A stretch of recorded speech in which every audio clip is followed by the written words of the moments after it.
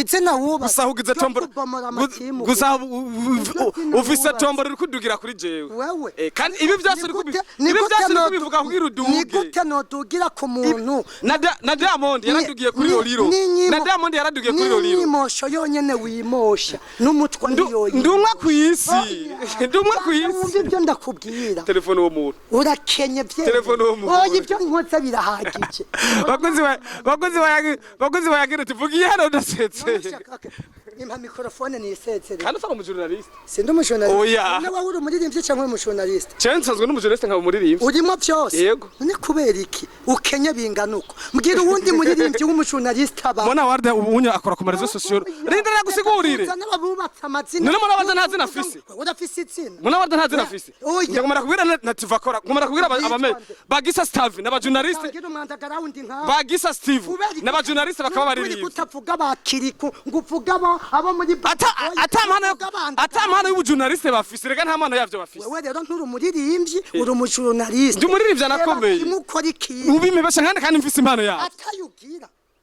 hama wamenye gute ko ndi umujournaliste atamara office wamenye gute ko ndirimba atamara yavyo office mu ndirimbo uri muraririmba amayinite yaraheze ngo kandi mwihangane ngo amayinite yaraheze uca werekana pankarite ya limite wewe na publicité yo kubagirira publicité bari bagu izo ni nzigo mu burya n'ubwandagara izo ni nzigo mu office izo ni zanzigo mu izo ni zanzigo mu office wewe uri izo ni zanzigo mu office mwaka kuvumisha abandi izo ni zanzigo ahubwo cenda kushoboye n'ubujournaliste famwisi y'abaririmbyi ubu umujournaliste ikindi kigira kabinda kubwira gukora umuziki wowe nta management urimo kandi uranakenye nuwo kubaza ibihumbi 130 aho ntavyugira ngo famwisi y'abarapere uze ndaguhe mikrofone Jesse ndi umurapere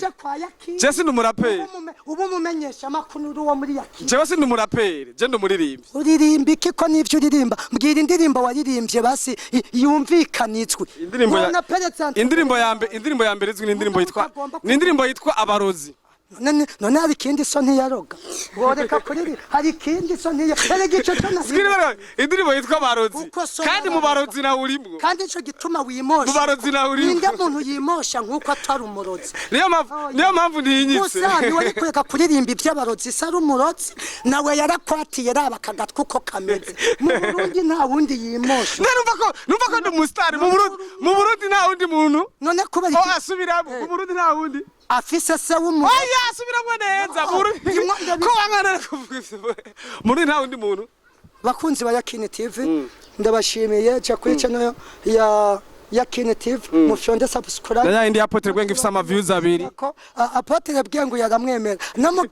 nama concert yanje rayazamo namo hakaririmbo uyu ni umwana wanje cyane akosire yawe ndaririmba Apotre akosire yawe nimwe ndaririmba wewe kuri umwendi discipline ubundu yaranyuba harabiye na akosire yawe nimwe ndaririmba vuga ko utanyuba imbere ya kamera oya je nduba abantu bose yewe bakunzi ba Yakini TV turagoda cyane gose yari wa musazi wanyu Apotre Bwenge mugabo se mu Apotre yaravyigira gusa ciao ciao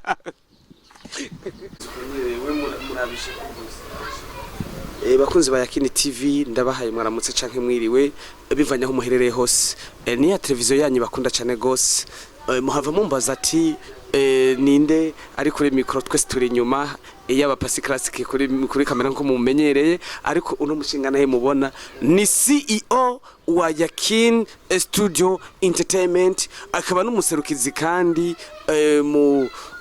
kuri mbonesha kure ya Yakini TV ndetse numwe mu managere urumva arimo byose ba Yakini Studio Entertainment ari ngaho imbere arafite cyagomba kudushikiriza numwe mu bantu bagomba kururimi rwacu rutera imbere reka rero tuze turamuhakanye tugomba kumuciramwo niyo mpamvu natwe twinyegeje twagombye avuge yisanzuye numwe mu bantu banonose ikirundi ariko arakubwira ati jewe sinacize ku ishure gusa ivyo nize ku ishure nibiki hari ibindi nigiye muhi